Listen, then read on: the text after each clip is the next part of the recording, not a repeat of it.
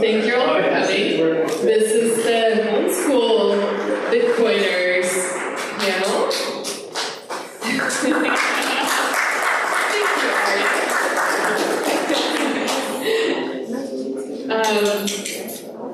Asher and I and our two children organized this Next Gen Village, which is the room and all its activities for TABconf, and we thought that there's so much overlap in the values that Bitcoiners and homeschoolers share, and so many Bitcoiners maybe that are interested in homeschooling and haven't quite made the step yet, but would like to hear from people who've done it and can recommend it and could maybe offer some helpful comments.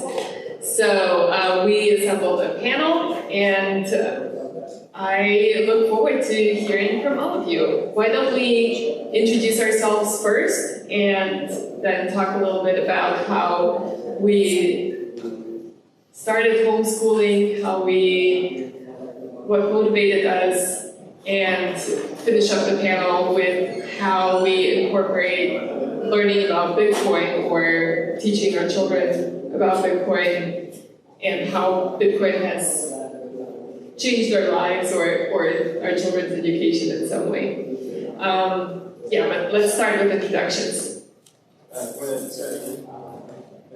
That's a great idea. Hey everybody, I'm Scott Lindbergh. I'm known for Huddle Up, the Bitcoin game. So my wife and I are bootstrapping a Bitcoin company for pre-market kids. And I think in terms of understanding how to homeschooling, she's much better at that. Okay, so we have 4 kids, and they are 16, 18, 20, and 21. We actually finished schooling all of them 3 years ago, so our youngest actually graduated when he was 13, which is a blessing and a curse.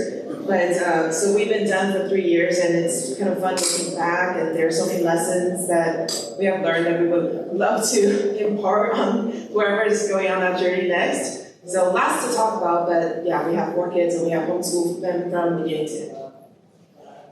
Hi guys, my name is Shane Hazel. I have 3 kids that are 12, 10, and 9. We started homeschooling from the very beginning. I was lucky enough to marry a teacher that was tired of teaching. So we've been doing this for, I guess probably a little over 10 years now since we started kind of the preschool age, just because that's what you do when you're at home with kids, is start teaching. This is not scary. It's not a mystery. There is tons and tons of, education groups for this kind of thing. And if you're nervous about it, or you're thinking about it, you're homeschool curious, I hope you're going to get a lot out of this panel. So I'm Ellie Pembroke, and Asher and I have 2 children, a 9-year-old and an 11-year-old. We also homeschooled them after a couple of years of preschool experience, and so starting with kindergarten, the youngest one has never been to school, and we are also very happy with our choice to have homeschooled them so far, and we will continue to do so. I'm Asher. I just want to mention the other thing is that both our kids, they haven't technically been diagnosed, but they're definitely on one or the other side of the spectrum, the autistic spectrum. So, and then we've also dealt with other learning. I don't know what you call them these days, but differences, differently abilities, super abilities. I don't know. So that's another aspect of this that we can talk about. Well, we can go back down this way. What motivated us all to start homeschooling? Well, we were living in Maryland. I was at NASA at the time, and so just around their age where we had to make that decision. And Ellie came from Germany, where homeschooling is legal, and they will like put you in jail for attempting it. So she was like, yeah. Well, I said, well, the education system here is not as good on one hand, but it was more trying to realizing that education is more about teaching compliance than about building skills and being able to be ready for the real world. So, and I've been homeschooled a couple of times through my education. So I was ready to try it, and was able to convince her as well. I can say a few words that yes, like Asher said, we wanted to prepare our children for adulthood as best we could, including for a world that has Bitcoin in it. And that was just something that we didn't see the school system do adequately. But it took a little bit of convincing for me, because homeschooling is very hard when it's just more intense, I guess, when you have to juggle two people with two jobs. And so when one of us can stay home to homeschool, that would make things smoother, and I would be the one giving up the career. And so that was really hard for me to make that choice. And but I'm glad I did, and so I'm still home with the children. And does anybody know who John Taylor Gatto is by any chance? Got one in the back of the room. Two? Yeah, if you don't know who John Taylor Gatto is, I'm about to wreck your life. When I was overseas in Iraq, I was part of the Marine Special Operations Unit, and we just got done with Fallujah in November of 2004. Our platoon would pass around books, and that's what we had to do in our off time, or else you found yourself on a working party. So it paid you to get smart instead of strong, right? On one of my racks when I came into the tent one day was a book by John Taylor Gatto, The Underground Education of America, or The Underground History of American Education. It's a pretty lengthy book, but it's one of those books where once you start to read it, your brain will kind of start to leak out of your ear. What I discovered in this book was John Taylor Gatto was a 30-year veteran of the New York school systems. He was voted Teacher of the Year, I think, at least twice. And kind of in an interesting way, he railed against government indoctrination. And that's what he called it, government indoctrination, not school or education.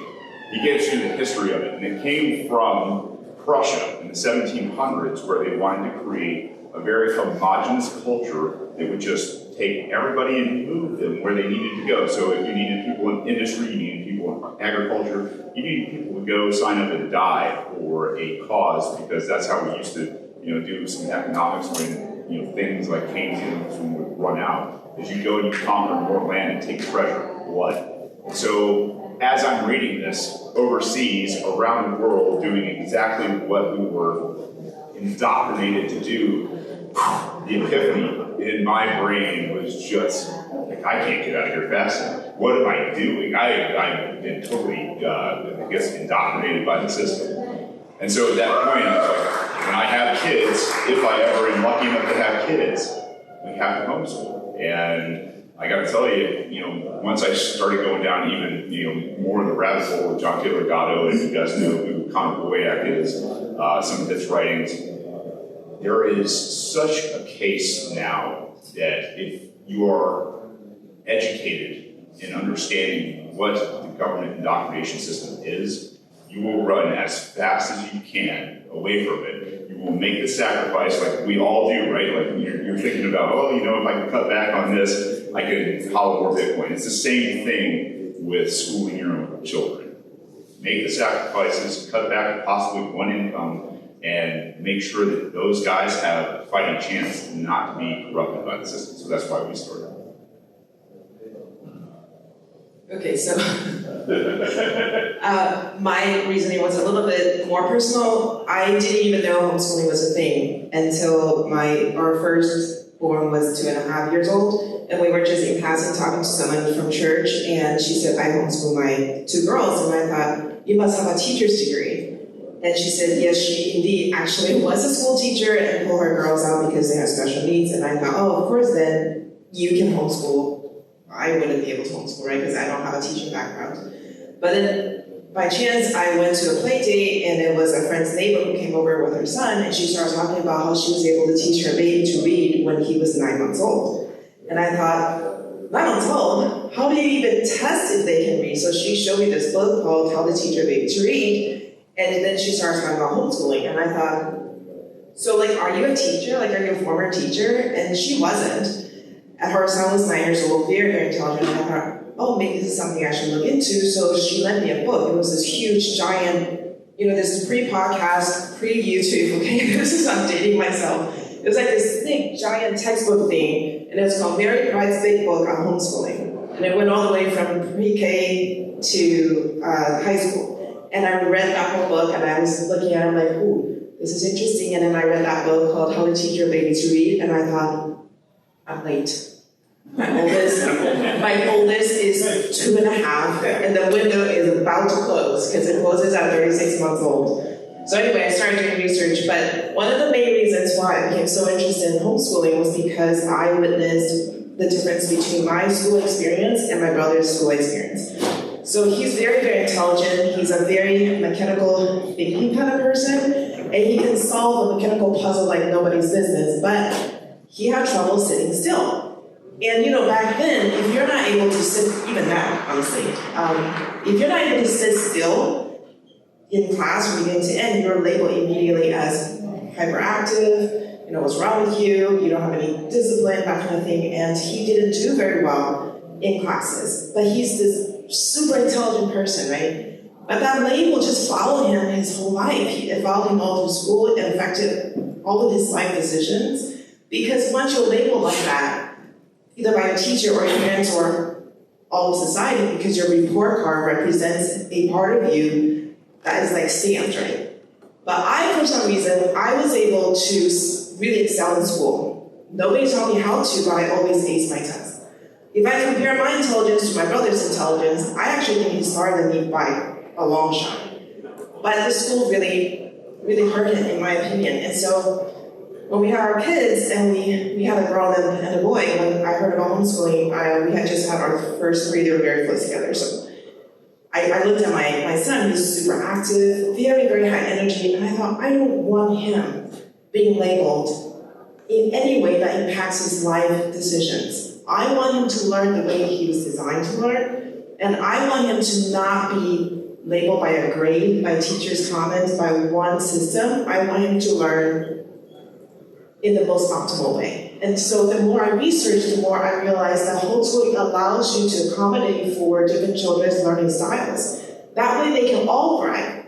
All kids can thrive. They don't all have to be mediocre, like everybody needs to be this level at math, and this level at English, and this level at reading, and we're all born with different gifts. So that's why I looked at homeschooling as a possibility. I'm like, this is the way I'm going. And we never look back. So it's always like when I sit next to Talia and we tell our stories, it's like Harry met Sally. We'll tell the same story, but in very different ways. So when our oldest was 2.5, and she read that book, I go to bed early, and I get this urgent shake or wherever it is, or wherever we were, and she's Talia's upset. We're late. We haven't taught me how to read yet. I'm like, okay, let's see what we can do, so I went to public school, and what I thought was interesting, Talia came here when you were 10, I think, Taiwan. So the Asian culture, education is very important. We met in a master's program, and to me, the part of the story that was interesting is that at first I was concerned, oh my God, what about the socialization skills, with that? And my parents took it personally. They're like as if we made this decision to say you were wrong or something. And I'm like, this is not about any of that. We're just trying to do anything for our kids. And we had this pressure from both sides. And so the thing that I would add, because it's kind of hard to add all that, is if I would look back, I didn't have the words then for it, but for you guys, I've used this in another podcast. The word is self-custody in your education. And in my mind, I'm kind of a systems guy, so everything's a game in some way. There's this part of this is you have this system that doesn't allow people to truly excel. So if you're good at math, or you're good at whatever it is, the system's gonna still force you to conform to whatever that is. So it's gonna hold back your high performers in their natural way. And then you look at what's going on with all the negative things you want to avoid. And you want to talk about indoctrination gone wild. I mean, the things you read in the newspaper, not newspaper, that's aging. When you look at your headlines, I get so upset, and I'm very grateful that we had Bitcoin, because now I have this framework to help explain what I'm seeing. But I think the negatives have gone just beyond drugs, sex, and lack of teaching kind of issues to like seriously, the indoctrination to me is off the charts. So it's a very personal decision. Are you trying to avoid something that that you just find so like abrasive? Is it something where your son or daughter has something that you really want to let them excel? Whatever your reason is, it's sort of like Bitcoiners. We all have different reasons, but it's all under this umbrella of freedom, sovereignty. Do something, and it's going to be work. It's going to be, the proof of work is there. But I just said this framework. You're either trying to avoid something bad or trying to get something good. But at the end of the day, once you start to read these books, you just start to put them in context of this bigger picture, there is no choice. I don't know. It makes it very hard to me to imagine doing anything else. But if I were to look back 20 years ago and say, I wouldn't have had that clarity. And so for me, the last few years of Bitcoin and getting exhausted in economics and talking to other like-minded people, now we have a framework, and I feel like this is great. I actually have a lot of thoughts now about we need to take this, if you don't know what Shane's doing with veterans for Bitcoin, it's phenomenal. I feel like we need to do something like that on the homeschooling side. But okay, I know you got other things you want us to talk about. So. I just wanted to say I agree with you that it's both trying to avoid something and trying to achieve something. You're running from something and you're running towards something.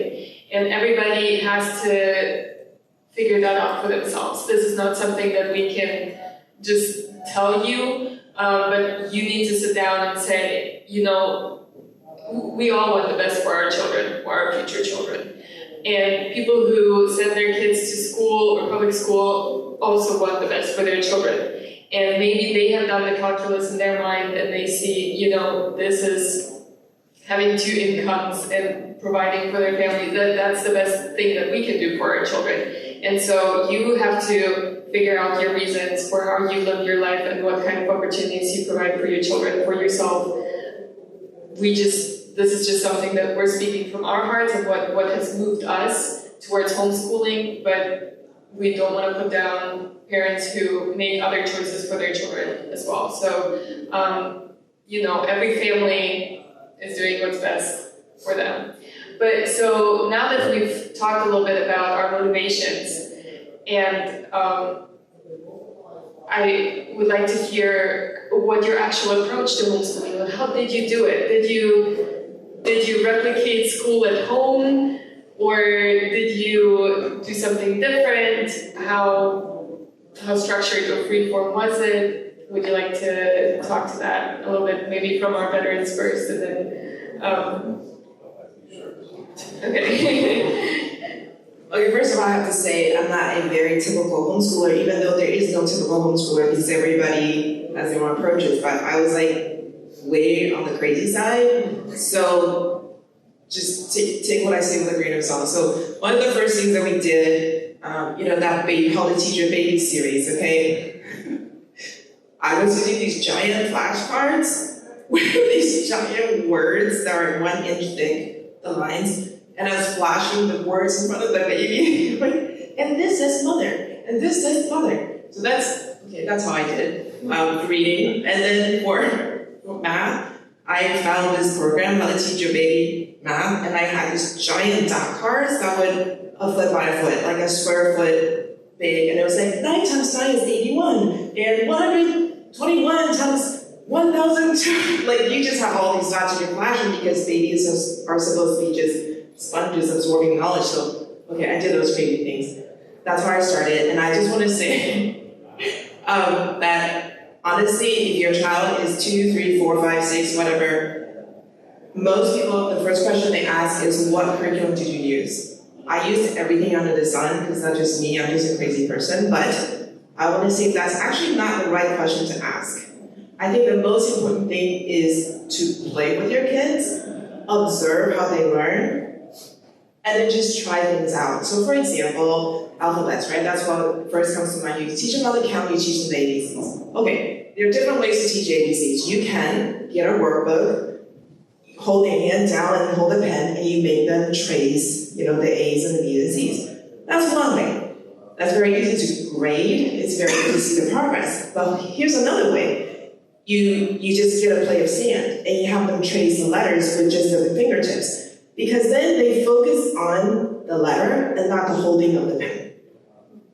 Or you have them, you put flour down and just have them make patterns, because number one, fine motor skills must come before you make them write anything, because then that involves fine motor skill and translation of symbol to meaning, right? So that's like a multi-step thing that you're making a child learn as step one. But just kind of back it up, watch them. What are their inclinations? Try some stuff, if they're counting beans or something, that's actually better. Or have them pick up beans and put them in like a milk jug or something, just fine motor skill training, that kind of stuff. And then don't even worry about the curriculum. Somebody told me early on that everything you need to learn from K to 12, if you really focus, you can do it in 4 years. So she actually said, until your child is 12, don't even worry about it.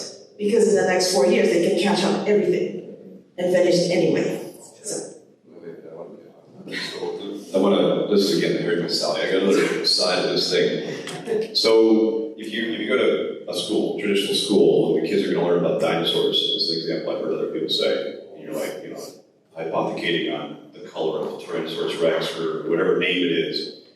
Think about what we're teaching, right? What is it that you're teaching? And to me, it's the curriculum is not just I went out and bought a certain book or whatever. To me, it's about the experiences. So if you bring your kids to a conference or you own your own business and they're in there when you're negotiating with your vendors and suppliers, they're learning all the time. And I think it was like on Preston's podcast or tweets, he was using Chat GPT with his kid to learn how to build an automated dog door or dog feeder. It was a dog feeder. And to me, think about the science that you're learning. So if you just let the kid follow whatever it is, but then let them experiment with it. If it's doing a house project, if it's about money and you're doing something with your finances, with your mortgage or something else. For me, I also thought that morals were a pretty big part of that. So who's teaching your kid the morals? They're spending most of their waking hours in public school away from you. So who's teaching them? It's the YouTube or their peers or whatever it is. So to me, you just ask my kids, they think I do a lot of lecturing. Say, hey guys, it's Thursday night. Why is the garbage not out? And then Dad's talking about responsibility and leadership and all kinds of other things. And so to me, everywhere you go, the kids are learning and they're watching. And that curriculum, what is it? Think about what you actually want them to know for a life skill. Is it more important that they've had a conversation about something like responsibilities and work ethic, which is, again, the chores, versus whatever topic the teacher in a public school might choose, that really doesn't help them later. So to me, where I'm going with that is, yeah, there are a lot of curriculums out there, but is there a money curriculum? I'd say no. That's one reason we have our products, is we want to kind of help fill that void. But there's a whole host of learning that kids need to do for life that isn't even a course name. And if your kid is with you when you're homeschooling, and they're with you when you go grocery shopping, you know what you teach your kids about life, figuring out things about what a true diet is. You can talk about seed oils or anything you want. You can get into the carnivore diet, you can get into a lot of different things. But from my point of view, the expose your kids to as many things as you can, and don't think that because they're a kid, they can't handle adult conversation. The whole socialization thing is crap. My point of view now is that homeschoolers are better able to talk to anybody at any age because they've actually talked to people at multiple ages. And you take these others, I'm not putting anybody down, I went to public school, I'm not putting anybody down, but compare how well can they talk to others? How do they perform when they're in a work setting? And to me, that's because homeschooling has to do with a heck of a lot more than this is your curriculum for subject A, this is your curriculum for B. To me, your curriculum is you're preparing this individual for life. What's going to most help them for success? So, my rant, soapbox. Very good. You trigger so many things in my head. I'm just sitting there like, all right, let's go. From what you were saying earlier in terms of, and I'll get to how we do it at our house, but this understanding of this is a conference for developers. You guys are super into code, and Bitcoin is a communication protocol, right? Like this is what we understand is there's a communication protocol in the human species that's just completely messed up, first and foremost. And if we can understand it, we've got code that we can now plug in here and rip out that really crappy code that's, that's infested our lives with fiat, this counterfeit class. We got a chance to have an entire generation, at least a fraction of an entire generation that's going, hey look, your force and coercion code, every time you do that kind of stuff, I'm coming up with an error in my brain. They can just recognize it. That's force and coercion, that's force and coercion, yeah, that's force and coercion. Hey, there's a better way, guys. There's peace and there's consent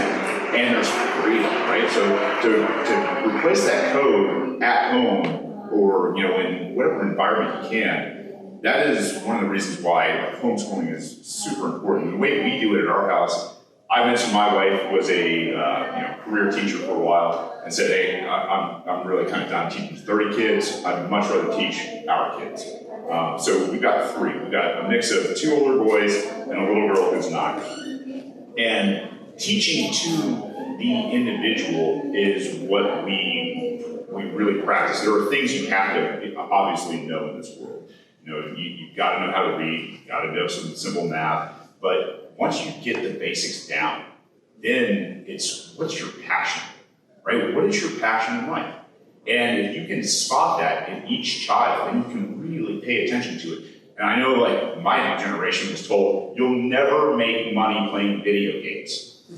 It's worth hundreds and hundreds of billions of dollars to play and develop video games now. My parents had no idea, right? It was like they were those people that are like, oh, that Bill man, he's going to be around forever. No, man, they're gonna put this into other hands, or we're going to leapfrog this by leaps and bounds. And so you start to find out what kids are passionate about, what your kids are passionate about, and you know what that does? That actually opens your mind to what they're interested in, to create channels so that they can, have some more uptake, because you know what they're interested in, and then you can help supply content that's, full of consent and peace and Bitcoin and things like that, and it starts to have this effect where they go, learning isn't terrible. I don't dread going to school. I don't dread my day. I don't dread Mondays. I don't, I'm not super excited on a Friday so I can go and unplug and veg out. No, learning is just the way it goes. So my wife, she,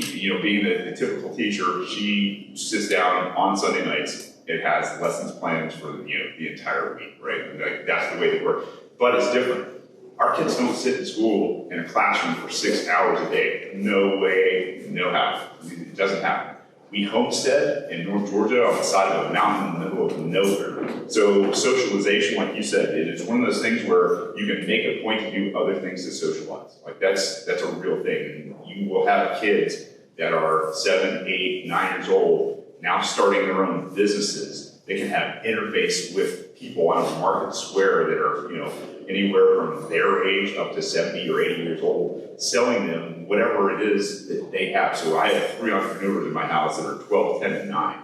And that comes from some of that work in the classroom, but really interpersonal skills that we teach them wherever we're going, whatever we're doing. So can you teach skills outside the home for basic survival. Do you know how to test pH of soil? Do you know about different types of growing environments so that you don't starve if you need to grow something? Can you source your food? Can you go to the source of your food?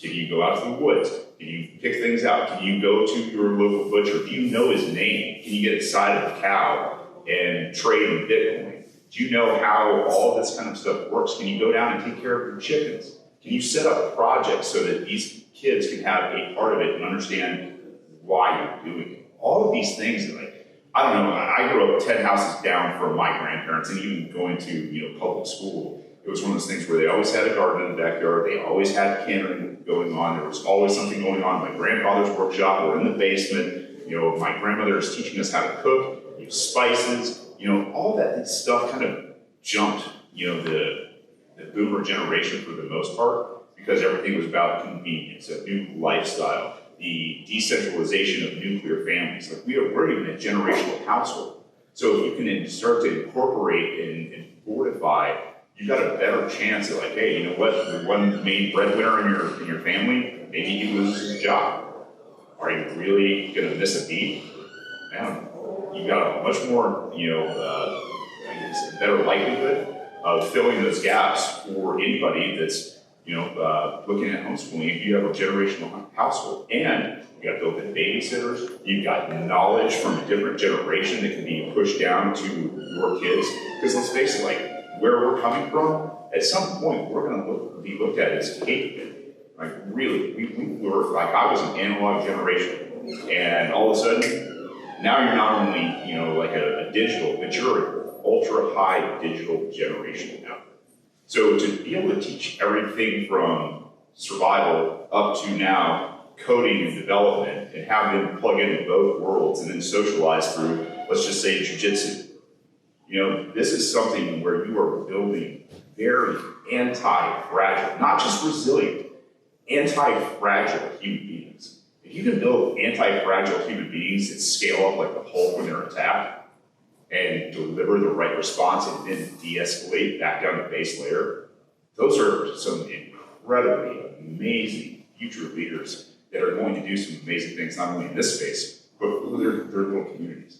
And so that's kind of how we do it. I do more than practical application style. My wife handles most of the classroom stuff, so that's a long-winded way of saying that. Yeah, that's great. I love the kind of variety that we have in homeschoolers, just even on this panel, it's amazing.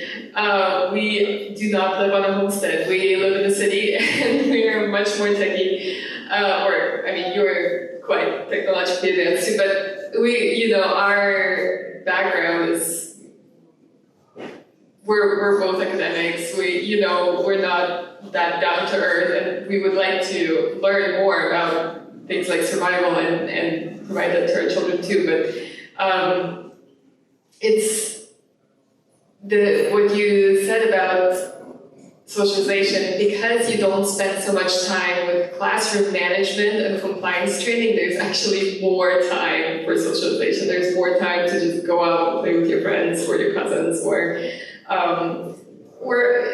have a conversation with an adult or play with a little child. And all of those social interactions are important, not just with age peers. The environment of just being around age peers is actually very artificial. This is not how the world works, and it sets you up for just not being able to function in the world very well, I believe. So that's why I believe homeschooling is in a way even better for socialization than being in a classroom setting.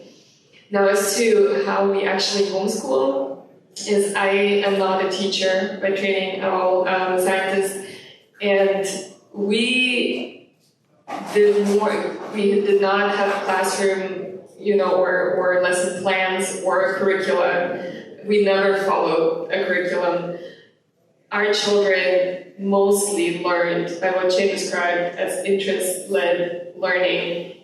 We observed our children, we saw what they're interested in, we supplied some of the things that we were interested in. The thing is that classroom setting or not, children, just like adults, will learn the things that they're interested in, and then will not learn the things that they're not interested in. You can sit in a Spanish class for a year and you will not speak Spanish if you're not interested in Spanish. I mean, you might get pressured by grades and all that, but in the end, that which you're interested in, you will pick up and you will learn, and you will even put in a lot of hours without pressure if you're interested in it. So case in point, our son spends a lot of hours. He could be playing Minecraft all day if he wanted to, because we allow him to do that. And there have been days where he's done that. But he also, just out of his own free will spend hours doing math. And because he has put in the work, there's proof for it. He is actually doing math at a level that's this year has exceeded my level of math. Up to, he's 9 years old. I've been able to follow his math for the most part up until now, and just a few months ago, he's starting to exceed that. Asher is still holding strong there. but we do need to start finding more resources.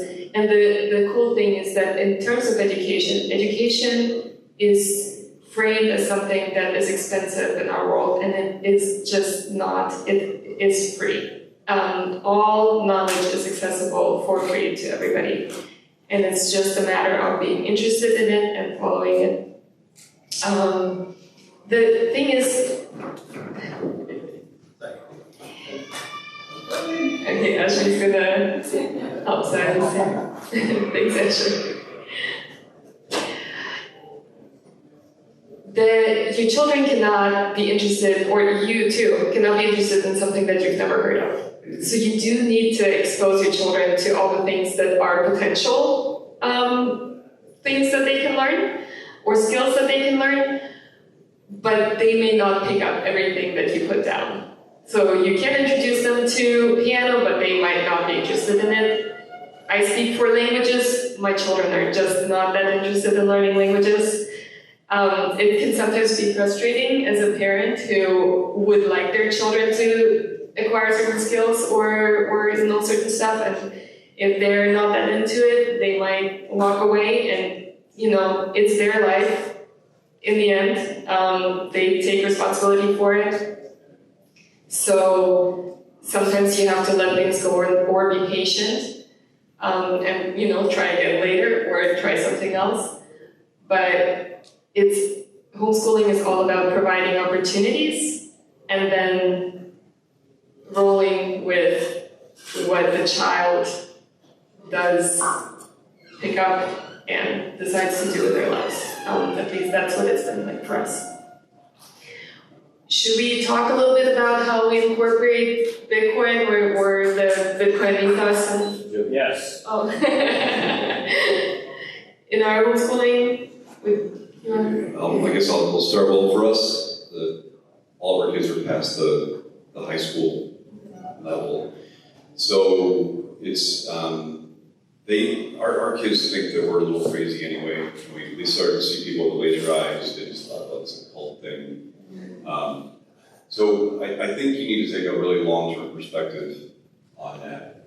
We're frustrated because we're like, look, guys, we got rug pulled on this. We don't want you to get rug pulled.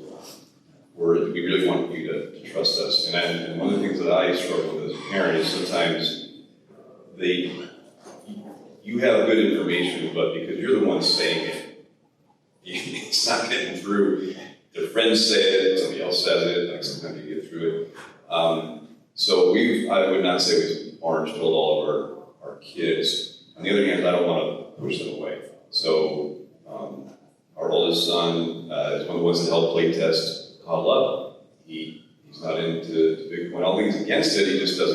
He just thinks mom and dad are just doing another one of those mom and dad things. And, we do a lot of crazy things. And that's okay. Someday, when he's ready, I can now give him, so that game, this is the thing of it's bigger than us, right? Our kids are going to go on beyond us. Someday we're not going to be there to help them. Someday, they have a game, and the book that goes with it. Tali has her podcast now. They've been exposed to a lot of different things, and we raised them, the framework of being a critical thinker, I forget what we had that in this discussion, I can tell you about it. Like, we never baby talk to the kids. We talk to them, if we were having a conversation, we just talk to them in the same voice. And then we would go somewhere and we'd hear somebody else, and the kids would be, the same age kids would be using like a baby voice. And like our kids struggled with it because they had a hard time connecting to their people their own age because there was like this maturity thing. But they're critical thinkers. So I don't think we've forced them to become Bitcoiners. We really want them to me, we're exposing to them what we think. We tell them why we think it's important. And then we try to bring them into everything we do. Talia brings our oldest daughter into editing her podcasts. I bring my son into helping test different games. So we're trying to bring them in and we have discussions. But to me, it's much more of you're going to have to let them, when they're ready, or maybe they'll hear it from somebody else standpoint.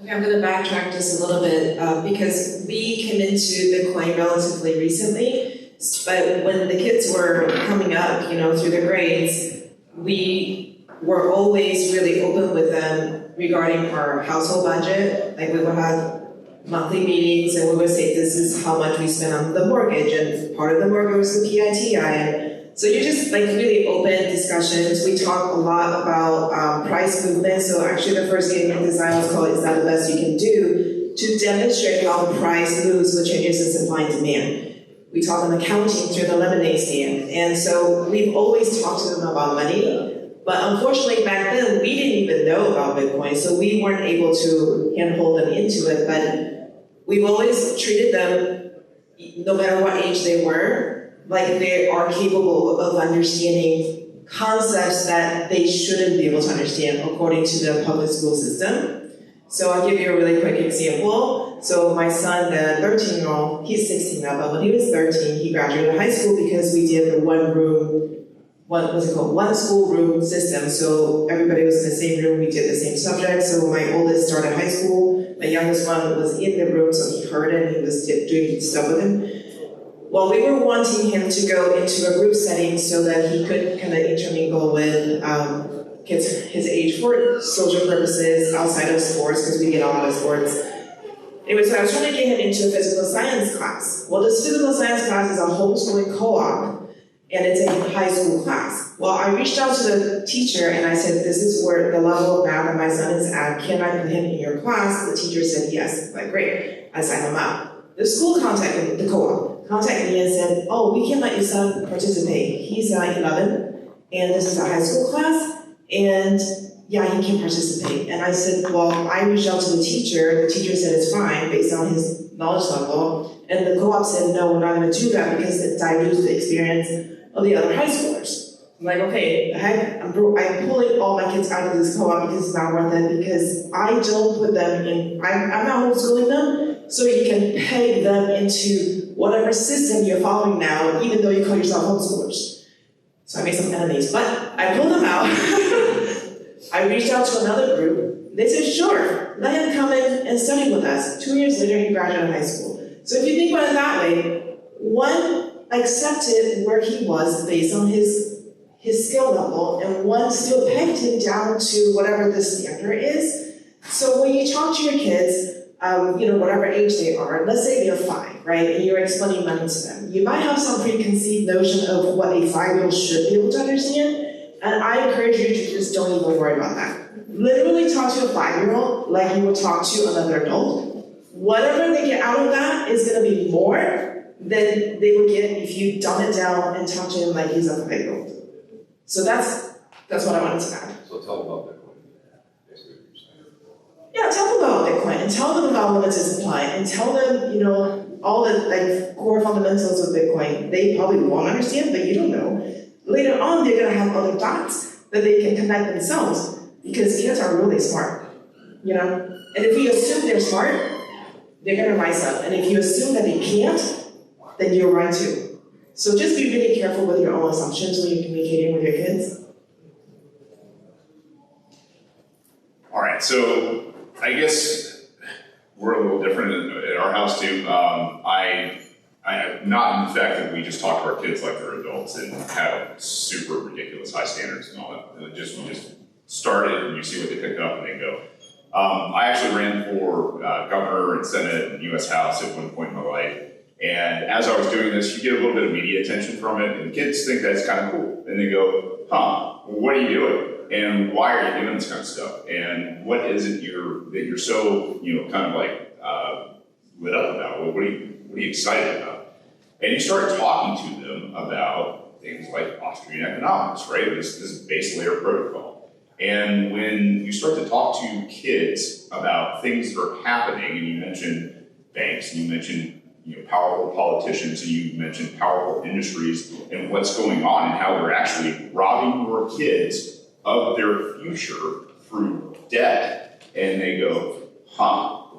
It's actually kind of maybe if you got a kid that you might think is a little bit on the spectrum, it's a really fantastic autism test. And it's probably nobody's ever talked about it. If you're a kid, like my 12-year-old now, who's interested in Austrian economics by the time he's about 8 years old, and he's coming up to you with different kinds of questions, you know right away, like this guy just giving you book after book after book. So that's how it kind of started at my house. We'd have these long conversations because from our house into town, where they do jujitsu twice, 3 times a week, that's about, an hour ride each way. So you have these really captive audience where you can have amazing conversations, and the questions just keep coming and coming and coming.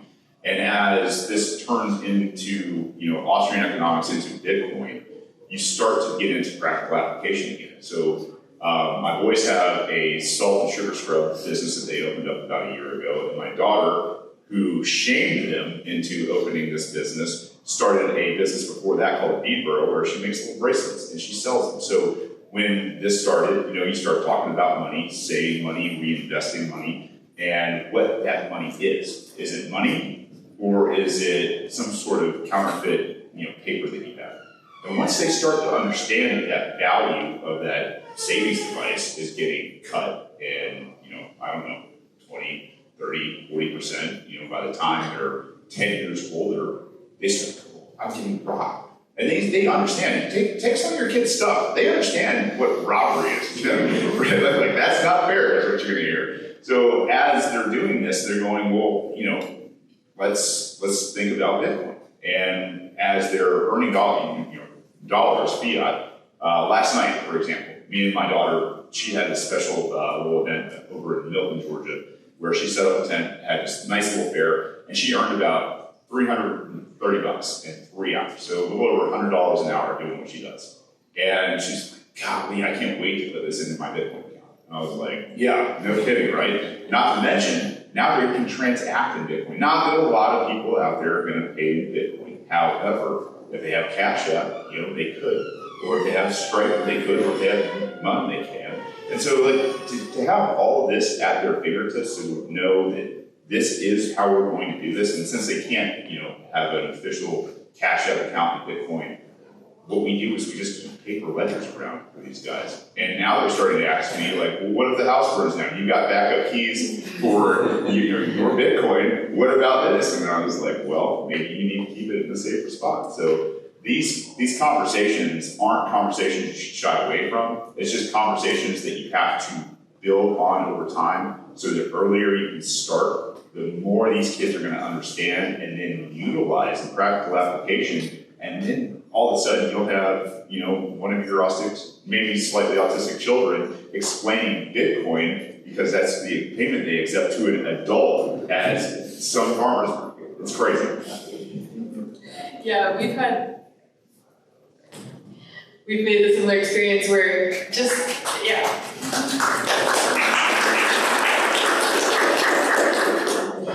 we're just talking to our children about what's interesting to us, such as Bitcoin is really the entry point and is everything. Learning about Bitcoin is the same as learning about other things that are important for a grown-up in this world. And we also started a small business selling these mempool cubes, and based on our son's design. And they are learning how to run a business. They are also learning that it doesn't pay the bills. And And sometimes you need to do more with your brain power to actually have a working household. But so thanks again, all of our panelists, for your perspectives and for. Did you want to say anything else, Scott? I can tell you're wrapping up. I just want, if you give me 30 seconds, I wanted to, it's on my mind as we're talking, so I apologize for interrupting. But if you're thinking about homeschooling, I really want to say this is there's an asymmetric upside on this thing. If you have any concerns at all about kids being adaptable, you say, what if I screw this up because I'm not going to be a good teacher? Well, first of all, you're wrong, because this has been going on for, as long as humans have been around. They did just fine without the Department of Education. So you have asymmetric upside on all these opportunities. If you really think that for some reason you're not going to be able to do it, the kids can adapt. They, at whatever age, they can go into any other system. And I'm going to tell you, you can't fail. If you look around at a conference like this, I'm not a developer, the Bitcoin ethos of free and open source, right? Just think about how people come together, right? I might be competing to do a wallet before you or something else, but it's amazing, right? You have that same support system with other homeschoolers. Like you cannot fail.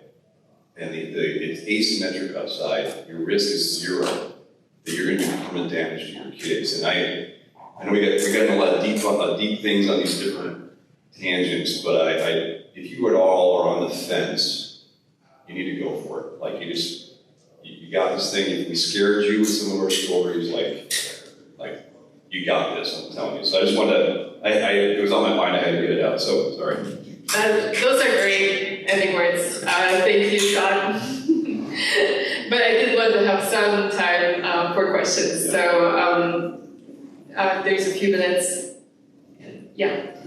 I'm gonna come. Can you come to the front, because these are wired mics, and then.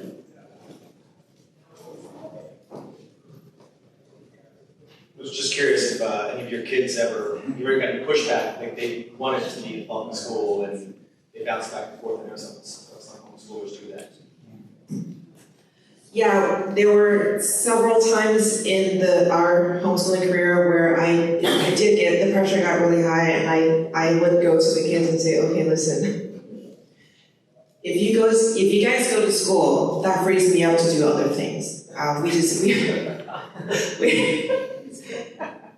won't go into details, but we moved a lot because of this job, and it just got really difficult. So I went to them and asked them for their feedback.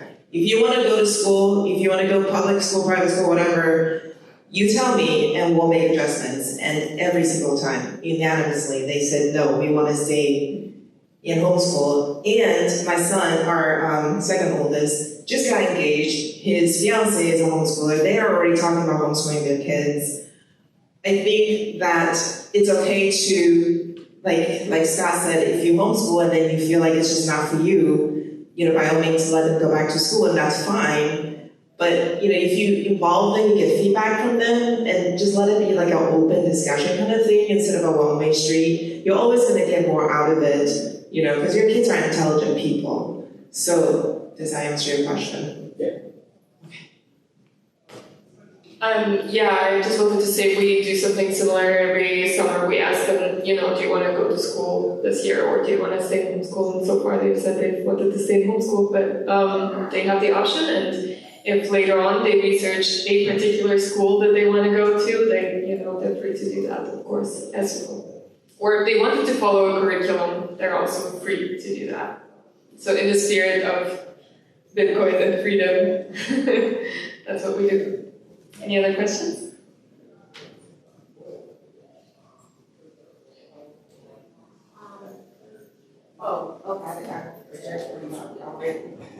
Shane, you mentioned 2 books at the top of the presentation. Can you just repeat the title and authors? And also, if you have any other books. Sure. Get ready. Here he goes. So everything John Taylor got it. The Underground History of American Education, Weapons of Mass Instruction, and I think Dumbing Us Down are 3 of his better books. There's the Tuttle Twin series for kids, like Connor Boyack does an amazing job. My wife actually works for him now. Connor Boyack's series is phenomenal for the Tuttle twins, and then they actually even have some books for adults in there. They need to get familiar with possibly Austrian economics, the law of Austria, just kind of the classics. And then, you know, if you guys are interested in any of this kind of stuff too, there's, you know, all sorts of Austrian books out there, Rothbard, Mises, Hayek, Kappa, you know, all that fun stuff. In terms of other books for homeschooling, I have one that's go ahead, yeah. kind of a weird one. This is a weird one. You're not going to get it from any other homeschooler, okay? It's called Don't Shoot the Dog. Don't Shoot a Dog by Karen Pryor. It's about behavior psychology, and I think it holds the most important key as a homeschooling parent. And the premise is when you're trying to get them to a certain destination from where you are, a lot of us, because we can see the destination, we want our kids in every session to get closer to the destination in a straight line. That's what we want to see, right? Because it's very clear in our mind. But understand that progress isn't ever going to be a straight line. It's going to be a whole lot of zigzagging.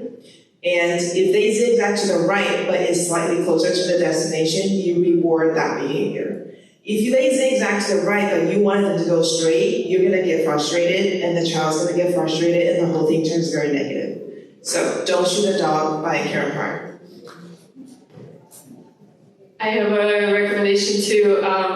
One is Free Range Kids. It's about homeschooling, or what we do, which is unschooling, which is a way of teaching your child without curriculum. And the other is more of a parenting book, but I found it really important in education, and that's The Explosive Child. And not just because we have children that are emotionally explosive, but because it's a book about collaborative problem solving. And that's really a way of not solving your child's problems for them. And also not just enforcing, you know, your way of doing things on them, but to really find ways of solving problems together in a way that benefits everybody. It's more of a game theory, really. And so that's great for education, but for problem solving in life in general, conflict resolution and such. Any other questions before we wrap up? Yeah, someone had raised their hand. I was just going to ask, do the kids take annual tests? And then also maybe, I heard, maybe you can confirm or deny, like, are the kids able to try out and participate in school sports even though they're not in the school? Like, maybe you just... So, are you in Georgia? I'm in Georgia. Okay, so specifically in Georgia, yeah, you do take a test. You have to do, I think, 3rd grade, and then it's every 3 years. So I think it's 3rd, 6th, 9, and 12. So that's just Georgia, though. So if you guys aren't in Georgia, don't pay any attention to what I'm saying. It's going to be different. For your second question on that side, what? Can you confirm sports? The access is, That might actually be county specific. It actually, we don't participate. There's a lot of things that we've kind of looked into, but right now I don't think in Georgia, if you're not actually in attendance of a public school, I don't think you can play sports at the high school level at least. All right, so I think this is very different from area to area, and so I'll let Tali, I don't remember the website she recommended. On her website, she actually listed out, if you go to Market Kids, there's a thing at the bottom that says, I want to homeschool. There are some amazing websites out there that basically say, if you're in this state, these are the requirements, and then there's also legal organizations that will support, because in some places it's just outright hostile, right? The then they fight you stage is alive and well. So I don't remember what those were. And the other thing, real quick, the sports for us, what Tali did is she found that there are homeschooling sport groups. So our boys participated in homeschooling soccer. It meant that we had to do many hours to get there because it's much more spread out. So I don't know about the local high school per se, but you can get, if they don't have it, maybe you can start it up like a startup. But we found Tali was able to find specific homeschooling physical activities. So. Yeah, so if you're just starting out, you're trying to figure out the laws of the state, it's HSELA, Homeschool Legal Defense Association. They have really great state-by-state listings of requirements and all that stuff.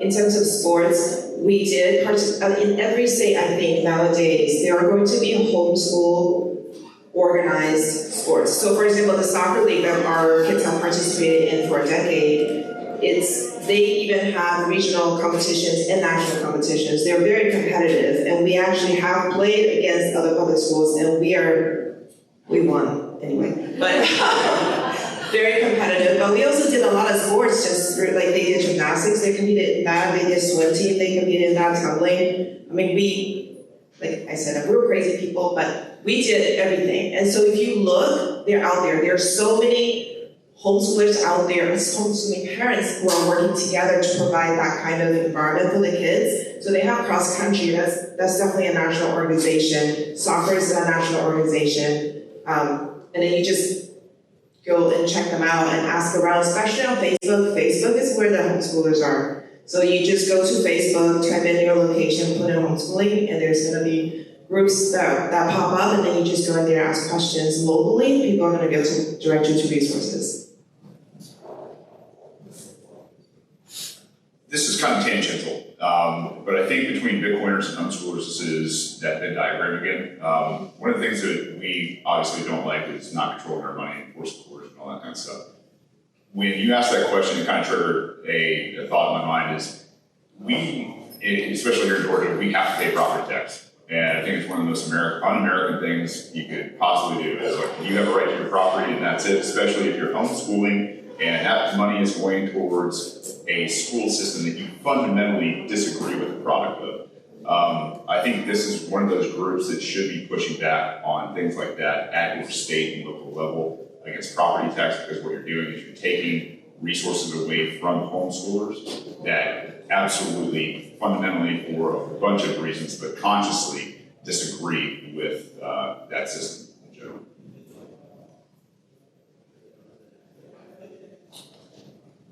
Well, if there's no other questions, we're going to stick around for a little bit. You can talk to us individually or as a group. And thank you all for coming.